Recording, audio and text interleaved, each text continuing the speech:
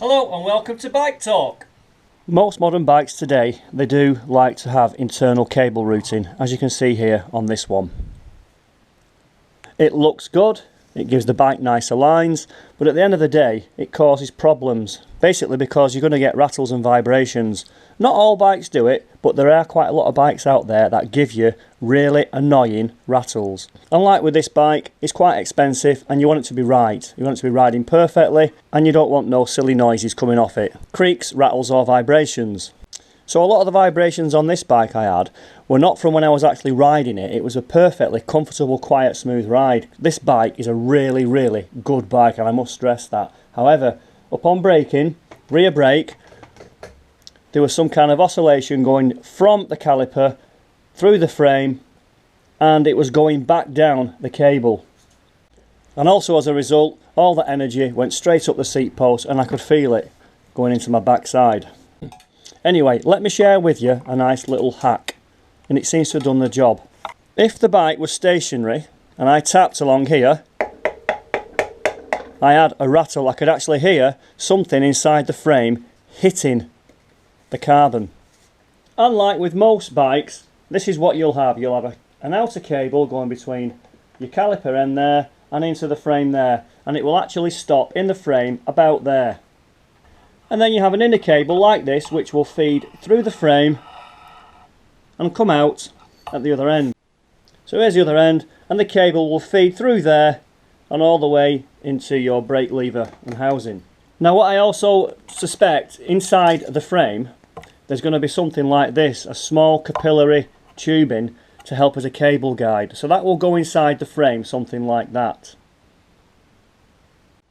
And on this model, this must be glued in somewhere at this end and at the other end. And what I was suspecting was that was actually rattling inside the frame. Now there are some hacks you can do, and if you can get some access inside of here, you can get some expanding foam, spray it in there, let it go inside and do its business, and what it will do, it will actually compact against that tube inside there and stop it rattling.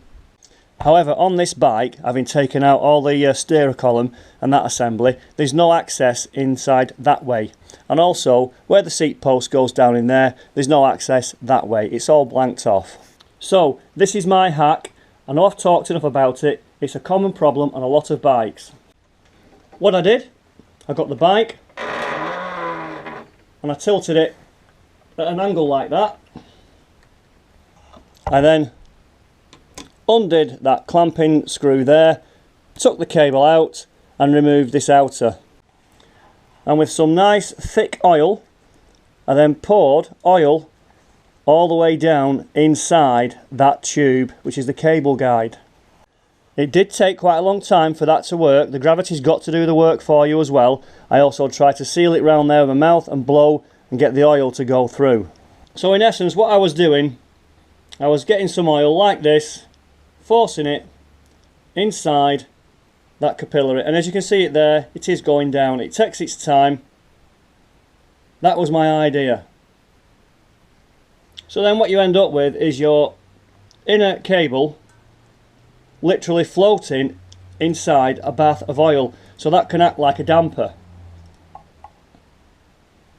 And after about 10 minutes of feeding the oil all the way through, I left it overnight, kept the bike in this position. And what I found was, on the first ride, the vibration was still there. I'll be honest, it was still there. However, after a few more rides and everything started to bed in and work together, the whole vibration stopped and there's no rattle there at all. It could also be that when the oil is inside that pipe, does it naturally drop a small fraction because it's now heavier, so it's not going to vibrate. Anyway, that's my hack. There's no major surgery involved and it worked for me. And give it a go, and if it works, drop me a line, let me know.